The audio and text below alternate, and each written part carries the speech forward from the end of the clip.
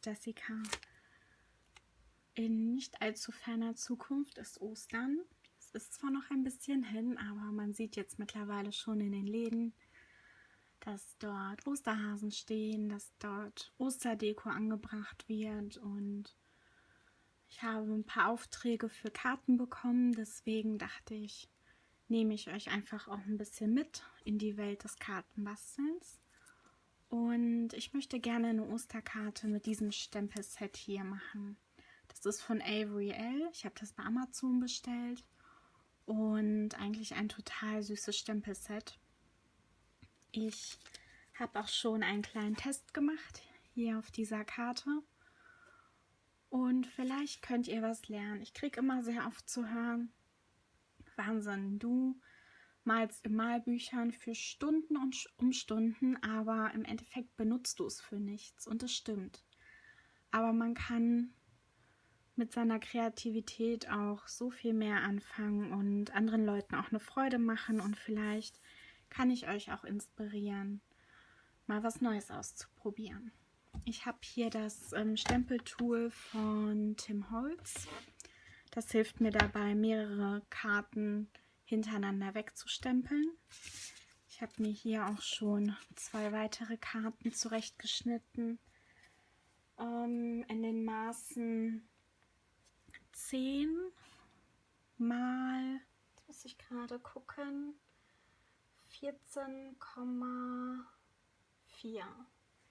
10 mal 14,4.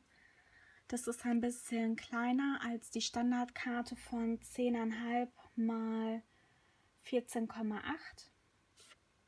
Damit ich, 14,3. 10 mal 14,3. Das ist ein bisschen kleiner als die Standardkarte von 10,5 mal 14,8.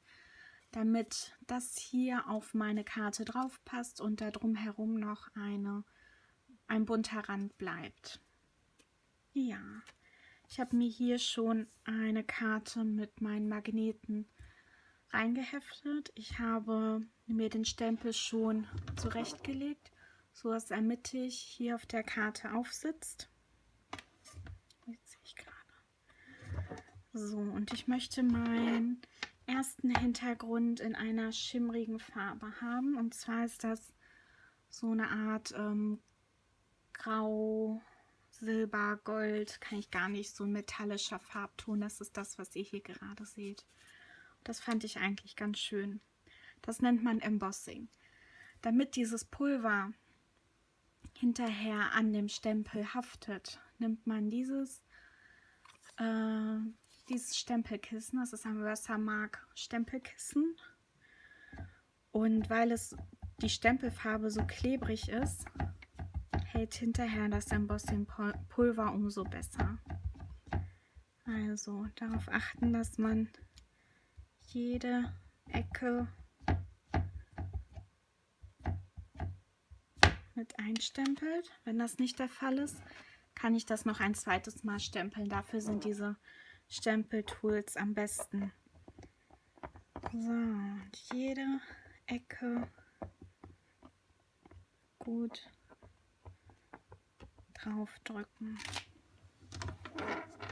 Schaue ich einmal. Ja, ich habe alles mit drauf bekommen.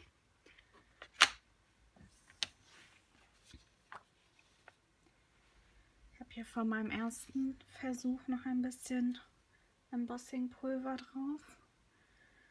Und jetzt schüttet man das Embossing-Pulver quasi nur noch über das Gestempelte drüber. Das bleibt automatisch daran haften.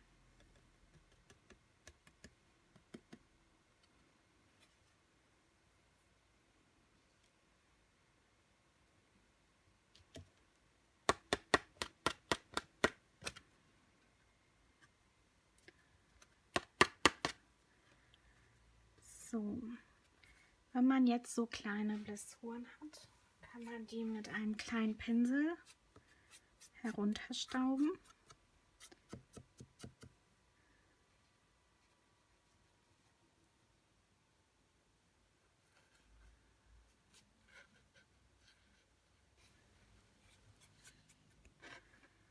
So, jetzt sieht es besser aus.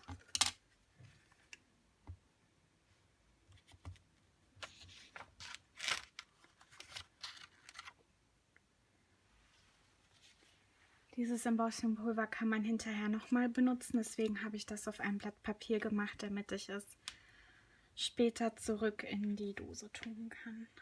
Und mit einem Heißluftföhn kann man dieses Pulver dann schmelzen.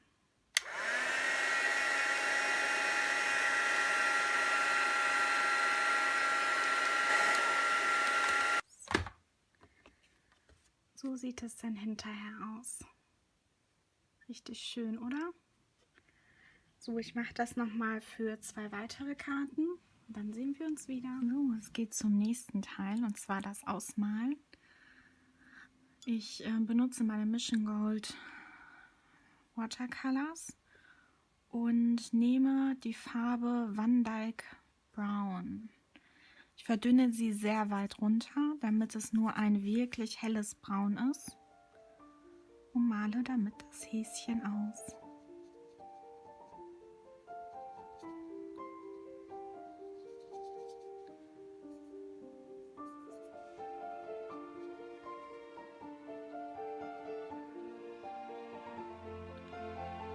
Das Gute ist, man muss auch nicht super ordentlich sein. Das Embossingpulver ist so eine Art Barriere, die die Farbe drin hält. Und das ist wirklich praktisch, wenn man nicht so ordentlich arbeiten möchte und es auch nicht braucht.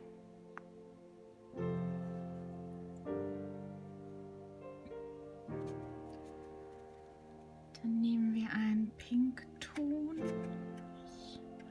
Den Pinkton muss ich mir wahrscheinlich zurechtmischen. Ich schaue gerade mal, was ich so zur Auswahl habe. Permanent Rose, die 9 auf meiner Liste.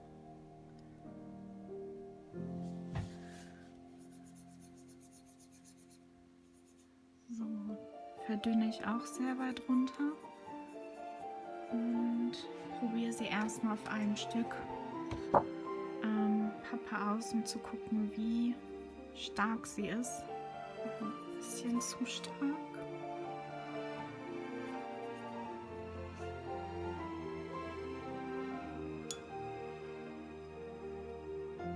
Und ich versuche mal ein bisschen Weiß dazu zu geben, um dann mehr ein Rosa draus zu kriegen, anstatt einen Pink. So, das sieht schon besser aus. Und das verdünne ich noch mal ein Stück runter.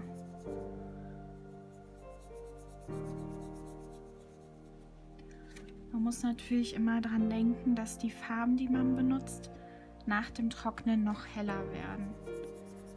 Deswegen nicht so stark runter verdünnen.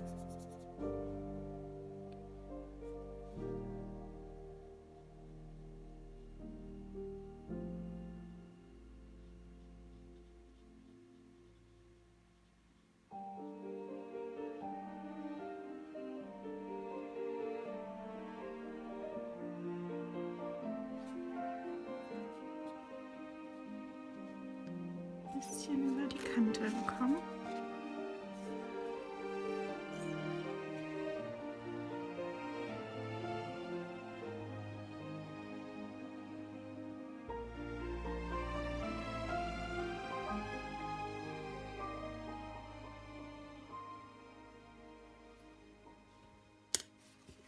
Und da auch ein ganz kleines bisschen über die Kante gekommen.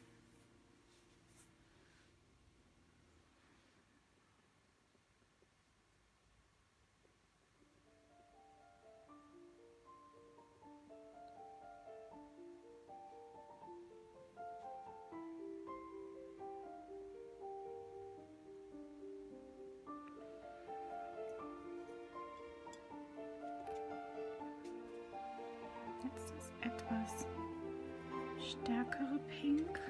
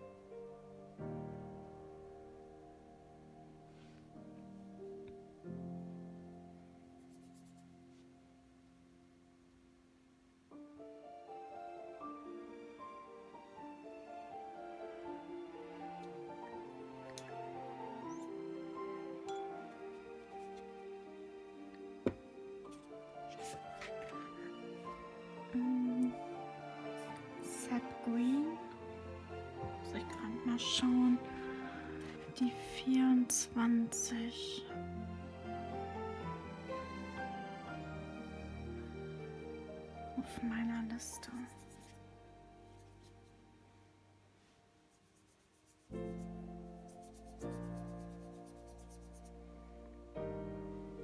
So, ich verdünne die Farbe noch ein bisschen weiter runter und füge noch ein Weiß hinzu, um dem so ein bisschen Pastellqualität zu geben, dass es nicht so stark ist. Probiere ich das nochmal aus. Ist eigentlich ein sehr schönes Pastellgrün, aber noch ein bisschen zu strahlend für mich. Ich mische mal das Hookers Green noch mit drunter.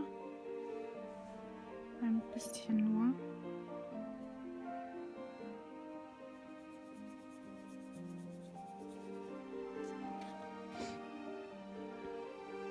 Das ist ein schöneres Pastellgrün meiner Meinung nach. Das verdünne ich auch noch ein bisschen mit runter, damit ich ein helleres und ein dunkleres oder satteres Grün habe.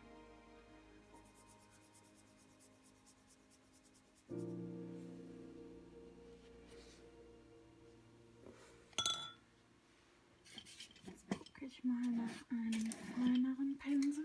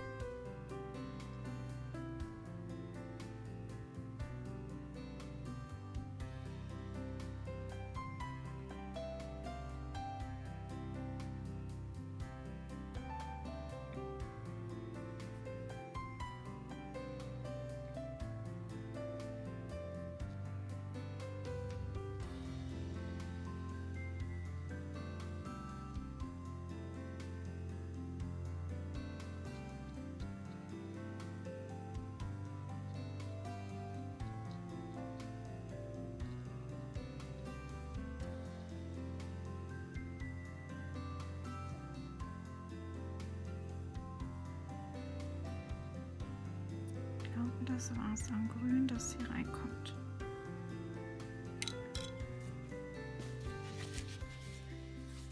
So, die Farben, die ich nicht brauche, wische ich einmal runter, um mehr Platz für die nächste Farbe zu schaffen.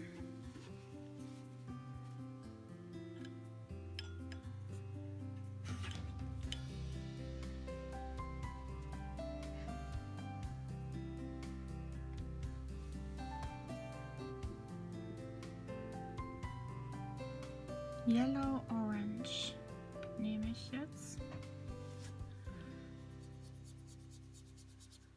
um daraus ein schönes Pastellorange zu machen.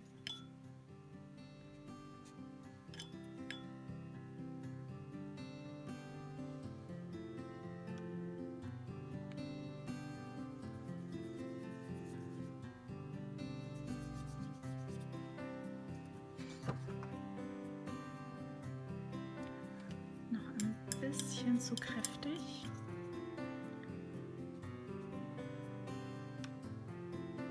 Etwas mehr Weiß dazu. Ja, sieht gut aus.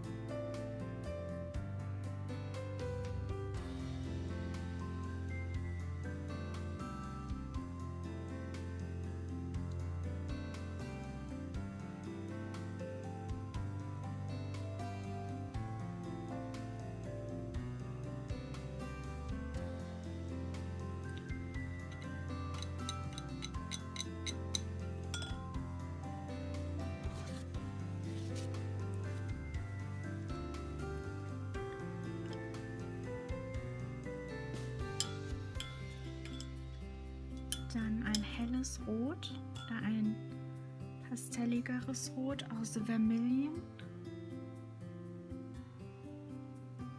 Wie ihr seht, ist das super einfach. Ich achte nicht auf Schattierungen. Ich schaue nicht danach, wie die Farbverläufe sind. Also es ist wirklich einfach simples Ausmalen.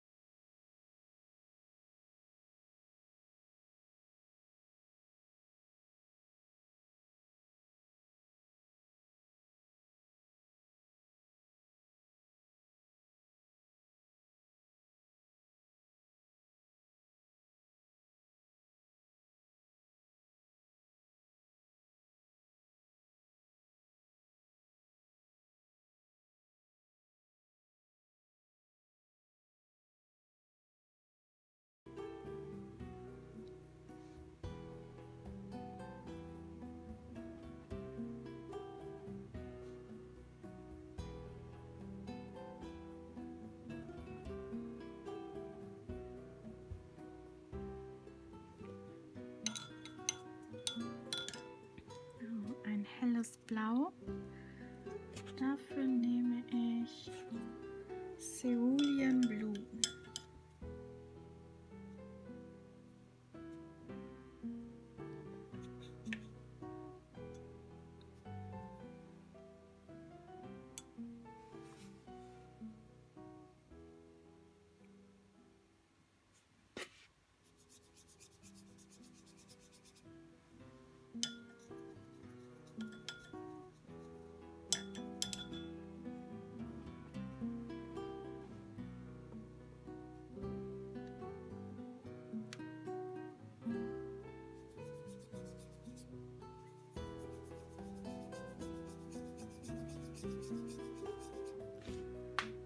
Einmal kurz ausprobieren. Das ist ein echt schönes Blau. Also ich mische jetzt quasi alle Farben einfach mit Weiß, um denen so einen pastelligen Farbton zu geben. Es ist sehr simpel.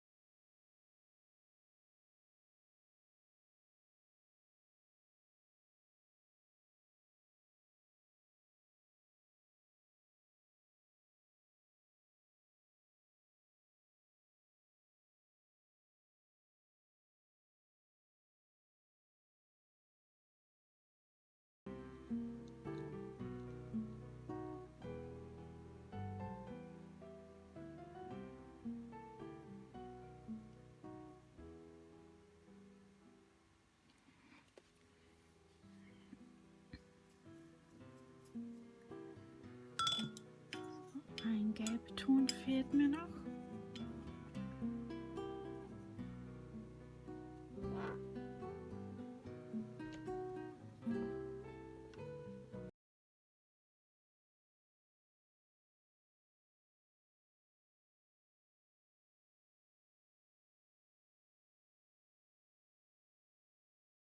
Tut mir leid, wenn ich hier immer an die Kamera stoße, aber das Ladekabel ist gerade im Weg.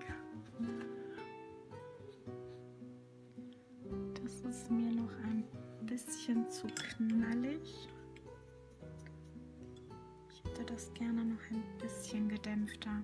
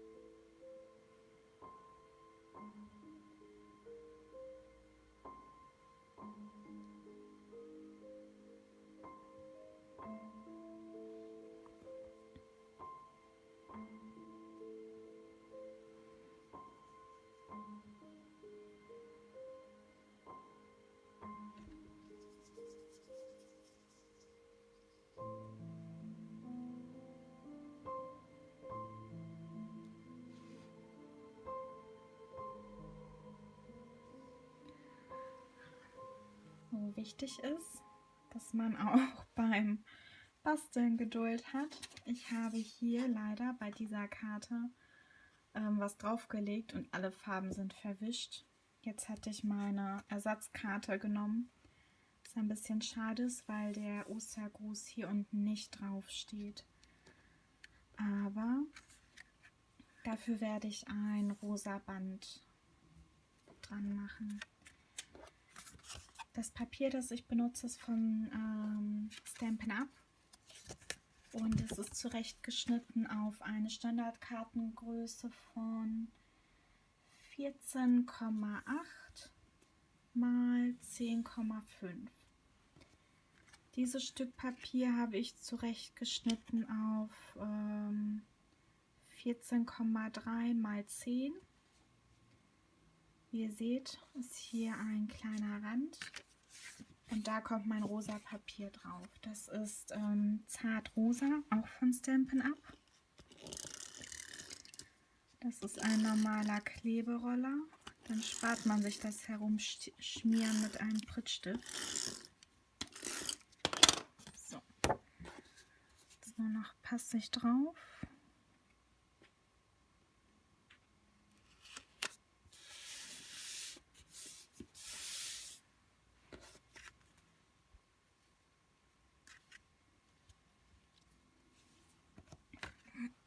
Das Band kommt hier drum herum.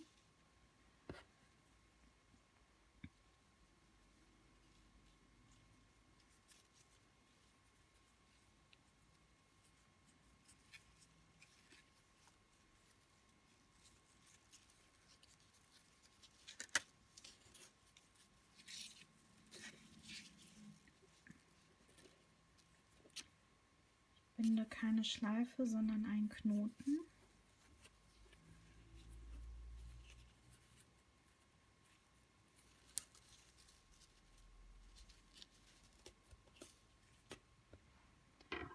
Der sieht so aus. Das Band wird nur noch schräg abgeschnitten.